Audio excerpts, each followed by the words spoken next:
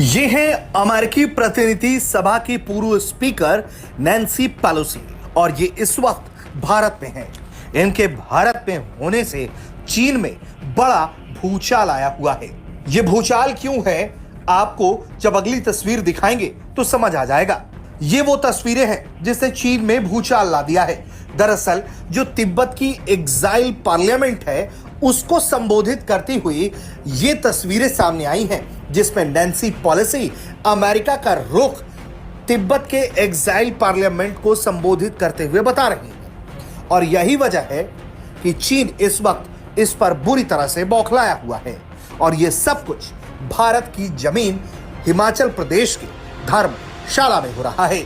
Nancy Pelosi के दौरे के ऐलान के बाद से उनके दौरे पर आने तक चीन में इस वक्त लगातार टीका टिप्पणियां जारी हैं। चीन लगातार इस दौरे पर आपत्ति जता रहा है, लेकिन अमेरिका लगातार इन चीनी टिप्पणियों को धता बताते हुए अपने तय कार्यक्रम के मुताबिक अपना काम कर रहा है।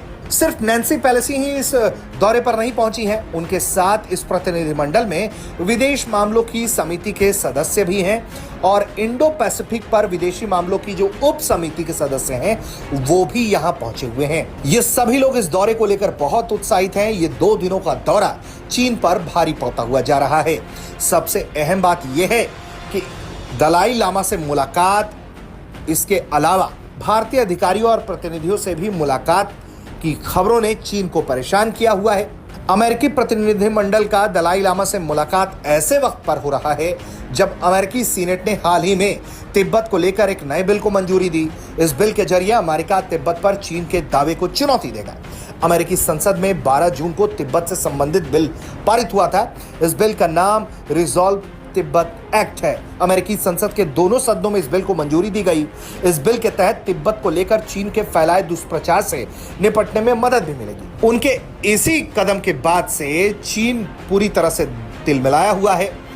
भारत में चीनी दूतावास के प्रवक्ता ने यह कहा है कि चीन सरकार धार्मिक विश्वास की स्वतंत्रता की नीति का पालन करती है, लेकिन विद्रोह को कतई बर्दाश्त नहीं करेगी। तिब्बत में चीनी सरकार के खिलाफ विद्रोह शुरू कर दलाई लामा 1959 में भारत आए थे।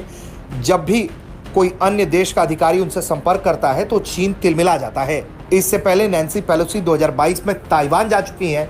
उस वक्त भी भारी बवाल हुआ था और इस वक्त भी भारी बवाल मचा हुआ है। लेकिन जिस तरह से तिब्बत की एग्जाइल पार्लियामेंट को उन्होंने संबोधित किया है और जिस तरह से चीन इस दौरे से बौखलाया हुआ है, यकीनन आने वाले दिनों में यह टसल और बढ़ने वाली है।